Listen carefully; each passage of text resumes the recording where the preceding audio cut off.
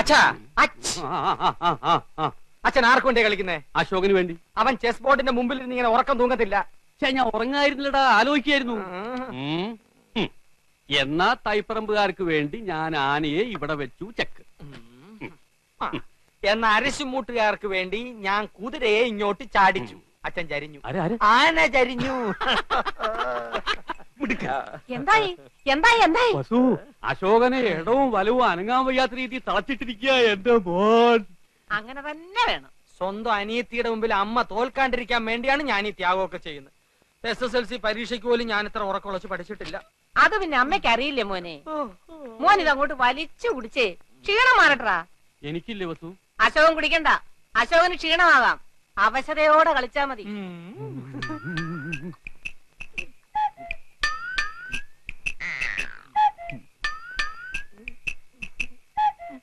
കലങ്ങിയില്ല. നല്ലോണം കലക്കി ഒരു ഗ്ലാസ് കൂടെ തരട്ടെ മോനെ. ഇപ്പൊ വേണ്ട, രണ്ടിലും നിറഞ്ഞിട്ട് മതി. ജയിച്ചു എന്നങ്ങ് ഉറപ്പിക്കാൻ പറ്റ. ഇനിയും മത്സരം മലവെള്ളം പോലെ കിടപ്പുണ്ട്. ഉണ്ട്, പക്ഷെ മലവെള്ളത്തിൽ ഒലിച്ചു പോകരുത്. ചലഞ്ച് ആർട്സ് ആൻഡ് സ്പോർട്സ് ക്ലബിന് വേണ്ടി അരിശുമൂട്ടിൽ അപ്പുക്കുട്ടൻ ചലഞ്ച് ചെയ്യുന്നു. ചെസ് മത്സരത്തിന് ഞാൻ എടുത്തോളാം. വേണ്ട, ഞാൻ നടന്നു പോയിക്കോളാം. കബഡി കളിക്കുന്നതുപോലെ വളവളാന്നുള്ള ശരീരം മതി. ചെസ്സിന് ബുദ്ധി വേണം. ചെസ് ബോർഡ് നിന്റെ കണ്ണീര് വീഴ്ത്തിയില്ലെങ്കിൽ എന്നതാ നീ ഇങ്ങനെ വിളിച്ചോ. എന്താ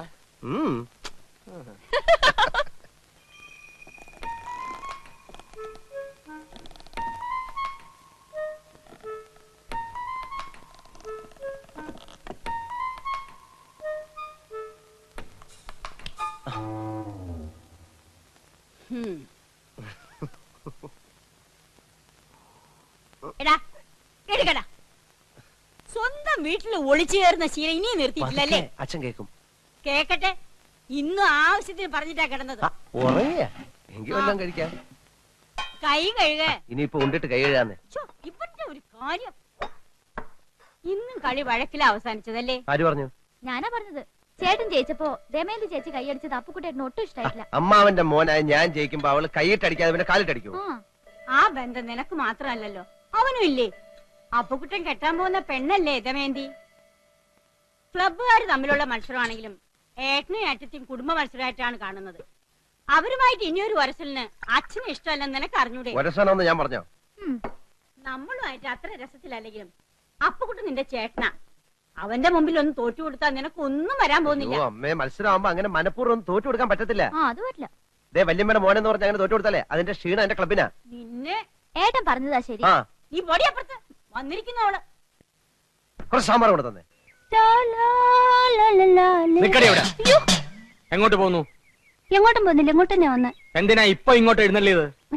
അപ്പഴിനെ കാണാൻ. എന്തിനാ എന്നെ കാണുന്നത്? അതപ്പഴിനെ അറിയത്തില്ലേ?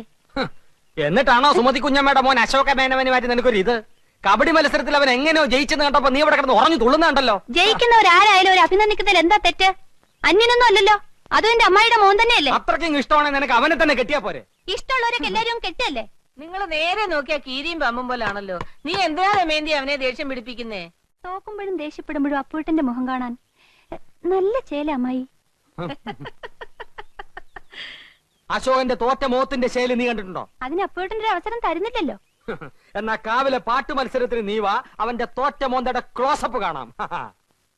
ചുമ്മാ തങ്ങിയെന്ന് തോറ്റാ പോരെ, അതിന് ഈ വീരവാദം വേണോ? ചുമ്മാ തങ്ങിയെന്ന് തോറ്റാ പോരേന്ന്. നീ അവനെ അങ്ങനെ അങ്ങ് മോശക്കാരനാക്കാൻ പറ്റും വേണ്ട. മനസ്സിലത്തി പാടാമെങ്കിൽ പുഷ്പം പോലെ ജയിക്കാവുന്നതേ ഉള്ളൂ, അല്ലേ മോനെ? അപ്പൂട്ടാ, അപ്പൂട്ടിനോട് സ്നേഹം ഉള്ളോണ്ട് പറയാ, കാവിലെ മത്സരത്തിലെങ്കിലും അശോകേട്ടനെ തോപ്പിച്ചോണം. അതിലും തോറ്റിട്ട് അടുത്ത മത്സരത്തിൽ എടുത്തോളാന്ന് പറയാൻ ഈ വർഷം വേറെ മത്സരങ്ങളൊന്നും ഇല്ല. അടുത്ത വർഷം ഉണ്ടല്ലോ. ഈ വർഷത്തോടെ മത്സരങ്ങളൊക്കെ നിർത്തണമെന്നാ കരക്കാർ തീരുമാനിച്ചിരിക്കുന്നത്. എന്റെ ദൈവങ്ങളെ, മത്സരങ്ങൾ നിർത്തിയോ? അയ്യോ,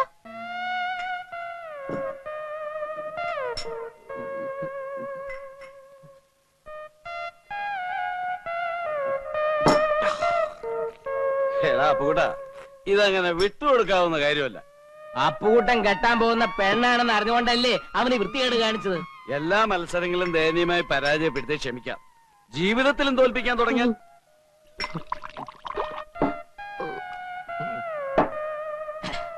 അപ്പുകുട്ടന്റെ ജീവിതം നളിച്ചിട്ടേ നേപ്പാളിലോട്ട് കടക്കാനുള്ള പ്ലാനാ. അവിടെ ഉണ്ടല്ലോ ഒരു മുറപ്പെണ്ണ്. ഇല്ല, അവൻ പോകില്ല.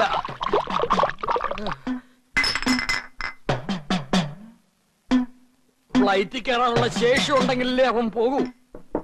അവൻ പോവില്ല.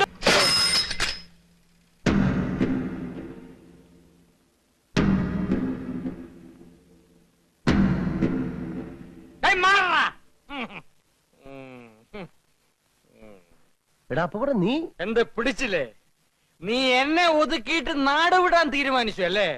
പോകുന്നതിന് മുമ്പ് നിനക്ക് എന്റെ വകയായിട്ടൊരു ചെറിയ പാരിതോഷികം തരാം. എന്റെ സൈക്കിൾ പോടാ. എടാ ശില്പ, അടിച്ചവന്റെ 2 കാലുകൾ ഓടിക്കടാ. പിന്നെ ഞാൻ എന്നെ പിടിച്ചോ. എന്നെ പിടിച്ച്. അയ്യോ, ഞാൻ കാണിച്ചേ.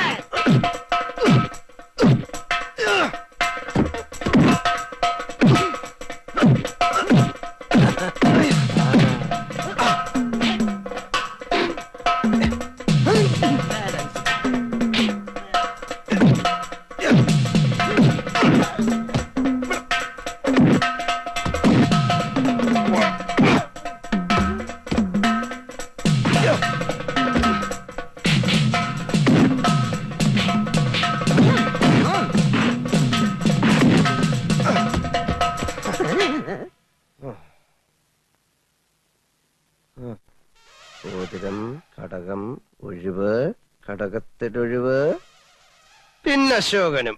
അതവളുടെ വെറും നമ്പറാ. കാശ് വാങ്ങിച്ചിട്ടുള്ള പണി.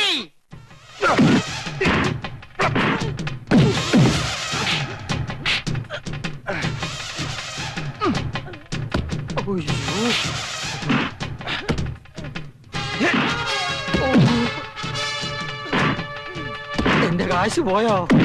അയ്യോ.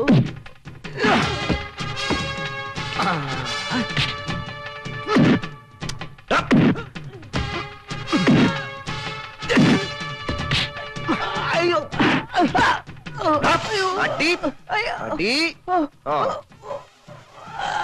ഓടിക്കോടാ.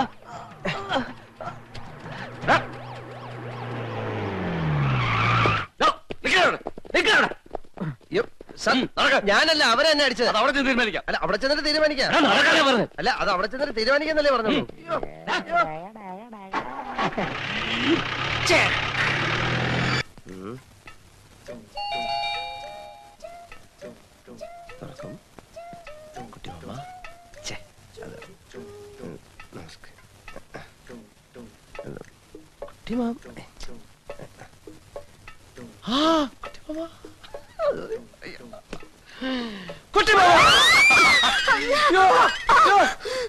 എന്താ എന്താ ഡോൾമ? कोई मौला आ रहा था। ഭ്രാന്തനോ?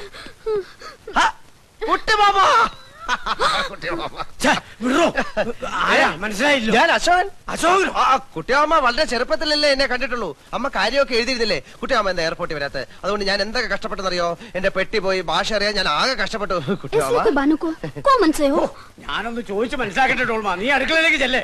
പാഞ്ചേമ്മൻ ചാവൂ. കുട്ടിയമ്മ എന്റെ നേപ്പാളി മാമി ഇതുവരെ മലയാളം പഠിച്ചില്ലേ കുട്ടിയമ്മ? എന്റെ ഭാര്യയുടെ ഡീറ്റെയിൽസ് ഞാൻ പിന്നെ പറയാം. Who are you? തും കോൻ ഹോ? നീ ആരാണ്? നിനക്ക് എന്തുവേണം? What you want? ഞാൻ പറഞ്ഞില്ലേ ഞാൻ അശോകനാണെന്ന്. കുട്ടിയമ്മയുടെ സ്വന്തം ഏട്ടത്തിയുടെ മകൻ, രാഘവനന്റെ സുമതിയമ്മയുടെ മകൻ, തൈപ്പറമ്പിൽ അശോകൻ. അശോക എന്താ നിന്നെ അല്ലടാ മോനെ അശോക. അശോകന കുട്ടിമാമ എന്നെ വിളിച്ചോ?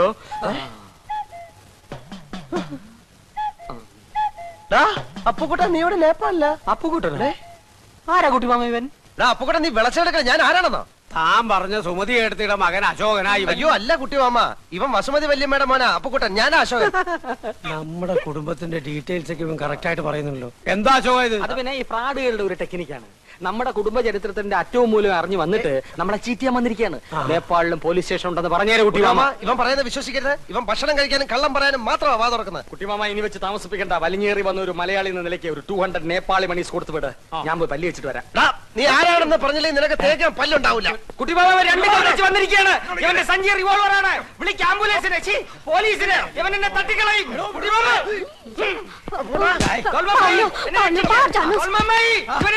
തീവ്രവാദിയാണ്.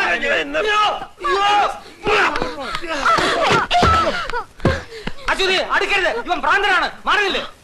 അശ്വതി ഇയാൾ ഇവിടെ വന്നോ? മോള് ഇവനെ അറിയോ?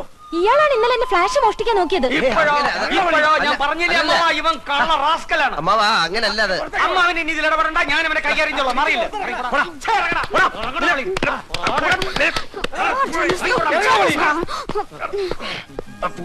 ആരിശുമുട്ടി അപ്പുക്കുട്ടനോട് കളിക്കരുത്, കളിച്ചാ കളി പഠിപ്പിക്കും. ഇറങ്ങി പോടാ.